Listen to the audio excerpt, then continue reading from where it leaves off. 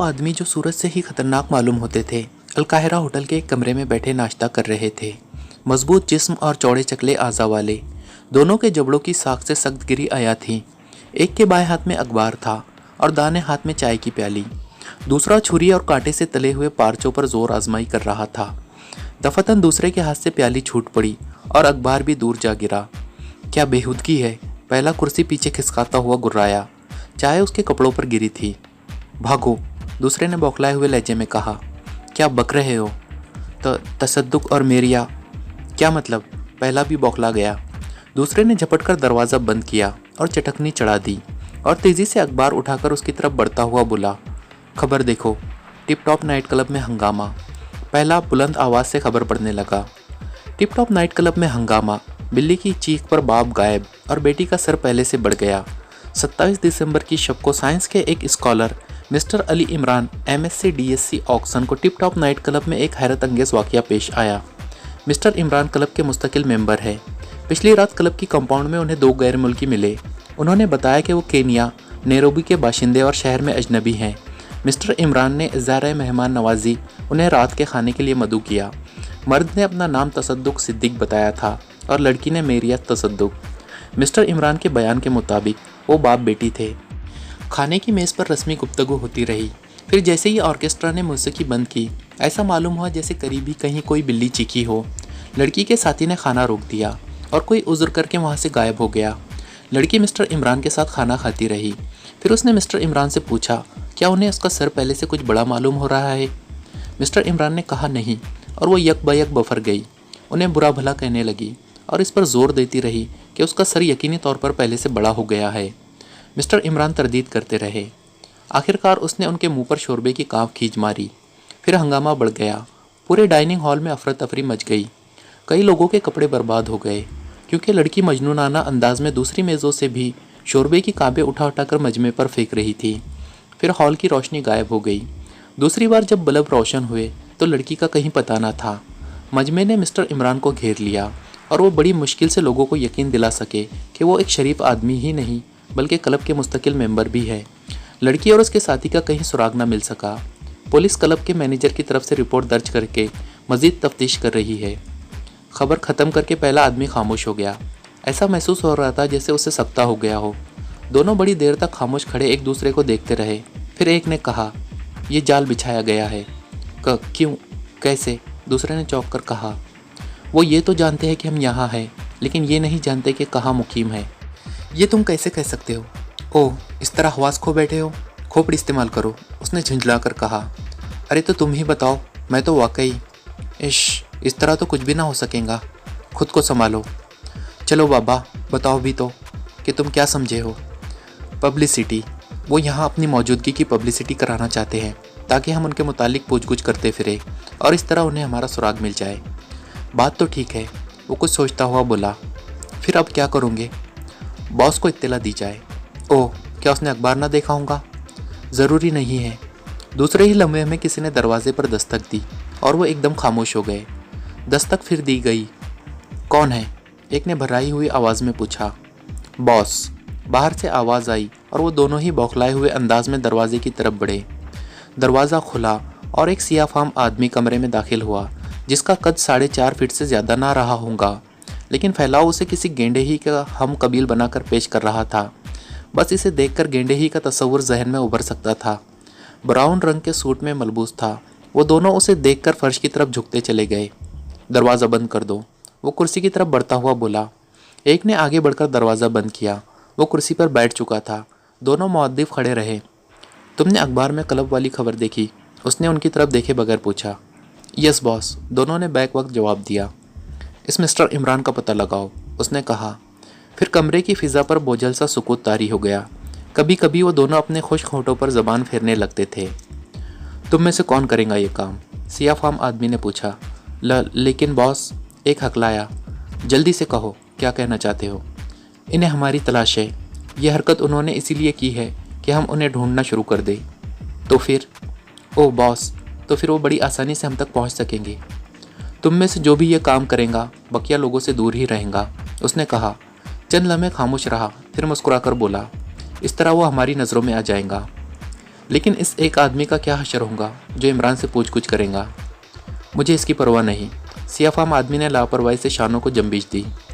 उन दोनों के चेहरे फक हो गए। तुम जल्दी से फैसला करो कि ये काम कौन अंजाम देगा। हम दोनों ही क्यों? Shut up.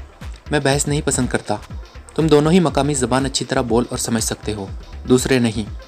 लेकिन मैं कह रहा हूँ जल्द फैसला करो। दोनों ने बौखलाए हुए अंदाज में एक दूसरे की तरफ देखा और फिर सियाफाम आदमी की तरफ देखने लगे। आप ही फैसला कर दे, एक ने खुश्क होंठों पर ज़बान फेर कर कहा। तुम। उसने उसी की तरफ उंगली उठाई। इसी वक्त विक्टोरिया होटल में चले जाओ। अब हमसे मिलने की कोशिश ना करना। जाओ। वो उठा और बाहर निकल गया। उन दोनों ही के होठों पर तनफ्फुर आमेज खिंचाव नजर आ रहा था। पागल हो गया है, दूसरा बड़बड़ाया। लेकिन जिसे विक्टोरिया होटल जाना था सर पकड़कर कुर्सी पर ढेर हो गया। इमरान अपनी मखसूस मेज़ पर तन्हा बैठा बड़े इन्हमाक से जाज सुन रहा था। नए साल की पहली रात थी। डाइनिंग हॉल में उसके अलावा शायद ही कोई दूसरा जवान आदमी भी मौजूद रहा हो। जवानों की भीड़ तो बॉल रूम में रंग रलियां मना रही थी। आज भी इमरान की धज वही थी, यानी 3 पीस सूट में था और आंखों पर ऐनक। ओवरकोट और टॉप हेड तो क्लॉक रूम में ही रख देने पड़े थे, वरना वो यहाँ भी शायद हेड जमा कर ही बैठता। ऐनक में खासा मुअम्मर और संजीदा दिखाई देने लगता था। इस वक्त जाज सुन रहा था और चेहरे पर कुछ ऐसी गम आलूदा संजीदगी तारी थी जैसे जाज नहीं तदफीन की अलम अंगेज मौसीकी सुन रहा हो। इतने में क्लब के बावर्ची खाने का सुपरवाइज़र उसकी मेज़ के करीब रुका और बड़े हमदर्दाना लहजे में बोला, आप बहुत उदास नज़र आ रहे हैं जनाबे वाला। इमरान चौंक कर इस तरह उसे देखने लगा जैसे उसने किसी नाकाबिले फहम ज़बान में कुछ कहा हो। पार्टनर भी मुहैया हो सकता है, सुपरवाइज़र ने मुस्कुराकर कहा। नए साल की पहली रात इतनी उदास तो ना होनी चाहिए। तुम एक रात की बात कर रहे हो अच्छे आदमी, इमरान ठंडी सांस लेकर बोला। मुझे तो ये पूरा साल ही उदासियों की छाँव में बसर करना है। बहुत अफसोस हुआ, सुपरवाइज़र ने मगमूम लहजे में कहा। क्या मैं कोई खिदमत कर सकता हूँ? शकरकंद मेरे मर्ज़ का वाहिद इलाज है। मैं नहीं समझा जनाब। वक्त हो तो थोड़ी देर बैठ जाओ। ज़रूर ज़रूर, फरमाइए, वो बैठता हुआ बोला। शकर और कंद ना सिर्फ हम जायका बल्कि करीब करीब हम मानी भी हैं। फिर ये कैसा नाम है? साइंस में तो इस किस्म के मुरक्कबात हरगिज़ नहीं पाए जाते। साइंस और ज़बान में फ़र्क है जनाब, लेकिन ज़बान साइंस से पहले पैदा हुई थी। मैं क्या अर्ज़ कर सकता हूँ? सुपरवाइज़र ने उकताए हुए अंदाज में कहा। नहीं, इस पर गौर करने की ज़रूरत है। गालिबन ये शकरकंद था। शकरकंद ज़मीन ही से खोदी जाती है ना? कंद खोदना या फिर शकरकंद होंगी क्योंकि भून कर खाई जाती है। ये आप शकरकंद कहाँ से निकाल बैठे? मैं तो अर्ज़ कर रहा था कि अगर पार्टनर की ज़रूरत, ये उससे ज़्यादा ज़रूरी है क्योंकि गलत नाम से खाई जा रही है। आपके तबके में तो नहीं खाई जाती, सुपरवाइज़र झुंझला कर बोला। मैं तबकाती समाज का कायल नहीं हूँ। बहरहाल शकरकंद, मैं माफ़ी चाहता हूँ जनाब, सुपरवाइज़र उठता हुआ बोला। मुझे शकरकंद से कोई दिलचस्पी नहीं। सुनिए तो सही, इमरान उसके हाथ पर हाथ रखता हुआ बोला। दिलचस्पी पैदा करने से होती है। कमाल करते हैं आप भी। वो फिर झुला गया। अच्छी ज़बरदस्ती है, आपके फ़ायदे की बात है। ला हौला वला कुव्वत। वो अपना हाथ छुड़ाकर आगे बढ़ गया और इमरान ने मायूसाना अंदाज में ठंडी सांस ली। जाज बदस्तूर जारी था। अक्सर ऊँगते हुए बूढ़ों के सर ताल दे रहे थे। करीब ही की मेज़ पर एक बूढ़े ने अपनी साथी बुढ़िया से कहा, क्या ज़माना था जब जाज नाचते भी थे। ज़माना फिर पलटेगा, बुढ़िया ने ठंडी सांस लेकर कहा। लोग फिर जाज नाचेंगे। मेरी बला से जहाज़ भी नाचे, इमरान ने बड़बड़ाकर शाने सकूड़े।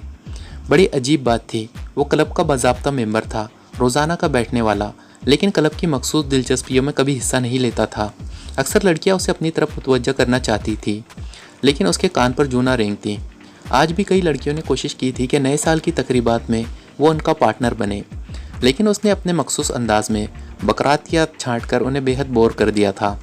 लड़कियों से गुफ्तगू करते वक्त तो उसका लहजा खासा मरबियाना होता था।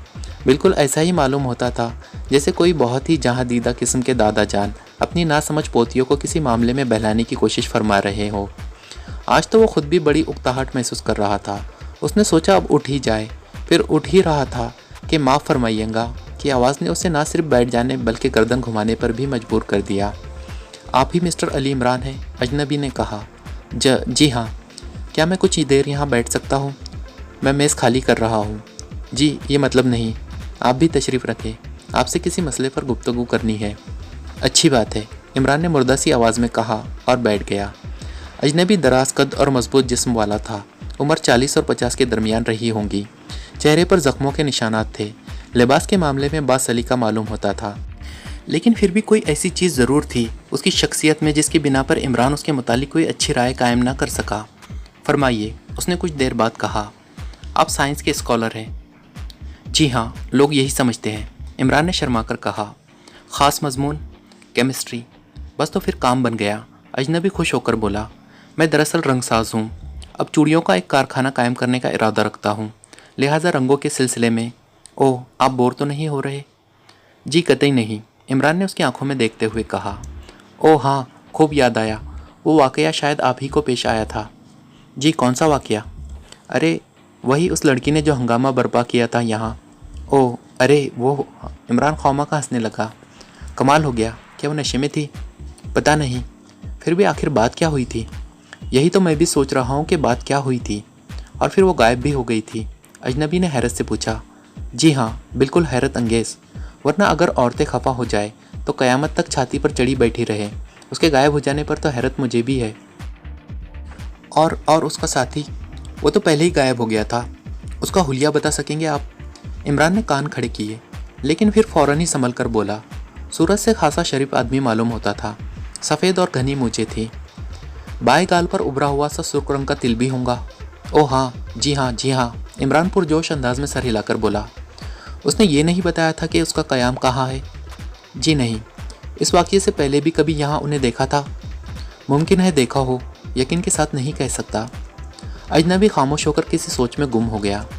इमरान मेज़ पर कोहनियाँ टेक कर किसी कदर आगे झुक आया था और बगौर उसके चेहरे का जायज़ा ले रहा था। फिर यक ब यक उसे संभल जाना पड़ा, क्योंकि अजनबी की नाक का दरमियानी उभार कतई मसनूई था। प्लास्टिक मेकअप का खासा अच्छा नमूना और मूंछें भी मसनूई थी। वो सीधा बैठ गया और टटोलने वाली नज़रों से दोबारा उसकी तरफ देखा। कुछ देर बाद अजनबी ने उससे कहा, यह आदमी तसद्दुक नैरोबी का एक मफरूर मुजरिम है। मुझे लाखों पाउंड की चोट देकर भागा है। ओहो, इमरान हैरत से उछल पड़ा। क्या आप मेरी मदद कर सकेंगे इस सिलसिले में? मैं भला क्या मदद कर सकूंगा? इमरान ने मासूमाना अंदाज में पूछा। दोबारा इन लोगों से मुलाकात होने पर कम अज़ कम ये तो मालूम ही कर सकेंगे कि उनका कहाँ क़याम है, और फिर मुझे मुत्तला कर देंगे। बिल्कुल बिल्कुल, ये तो बड़ी आसानी से हो सकेगा। बस तो फिर रखिए मेरा कार्ड। उसने अपना मुलाकाती कार्ड इमरान की तरफ बढ़ाते हुए कहा, जिस पर एन के गज़ाली छपा हुआ था और कलम से तहरीर था रूम नंबर 11, विक्टोरिया होटल। ज़रूर ज़रूर, इमरान कार्ड लेकर जेब में रखता हुआ बोला। अगर अब मुलाकात हो गई तो आपको ज़रूर मुत्तला कर दूंगा। नहीं, बल्कि उनका पता मालूम करके मुत्तला कर दीजिएगा। अगर उनसे रकम वसूल हो गई तो इसमें आपका भी हिस्सा होगा। ओह ओह, इमरान मुस्तरबाना अंदाज में हाथ मलता हुआ बोला, ये तो बड़ी अच्छी बात होगी। अच्छा तो अब इजाज़त दीजिए। वो उठ गया। तो फिर अपना भी हिस्सा होगा ना? इमरान ने बेतुकेपन के साथ हंसकर पूछा। यकीनन, मैं संजीदगी से कह रहा हूँ, पक्का वादा। अजनबी उससे मुसाफा करके सदर दरवाजे की तरफ मुड़ गया। इमरान तशवीशकुन नज़रों से उसे देखे जा रहा था। उसने खुदकार दरवाज़ा खोलकर गालिबन दाहिना पैर बाहर निकाला ही था कि उछलकर दोबारा हॉल में आ रहा, लेकिन शायद इस फेल में इरादे का दखल नहीं था, क्योंकि वो फर्श पर चित गिरा था और उसकी पेशानी से खून उबल रहा था। आसपास के लोग उठकर उसकी तरफ झपटे और इमरान तीर की तरह बाहर निकला चला आया। बरामदे में सन्नाटा था। पोर्च भी वीरान नज़र आई। दूर दूर तक किसी का पता नहीं था। वो फिर हॉल में वापस आ गया। अजनबी का जिस्म साकित हो चुका था और सर के गिर्द फर्श पर खून फैला हुआ था। ये इन्हीं हसरत की मेज़ पर था, मजमे से किसी ने कहा। कुछ देर बाद पुलिस भी पहुंच गई। हल्के का पुलिस स्टेशन करीब ही था। पूछगछ शुरू हुई, लेकिन कोई भी वसूख से ना कह सका कि उसने फायर की आवाज़ सुनी थी। दूसरों की ज़बानी ये मालूम होते ही कि मरने वाला कुछ देर कबल इमरान के साथ नज़र आया था, पुलिस पार्टी के इंचार्ज ने उस पर सवालात की बौछार कर दी। कैसे बावर कर लिया जाए कि वो आपके लिए अजनबी था? इंचार्ज ने गुस्सीले लहजे में कहा। ना बावर किया जाए, इमरान ने लापरवाही से शाने सुकुड़े। वैसे बावर कर लेने में आप इस उलझन से निजात पा जाते कि कैसे बावर कर लिया जाए।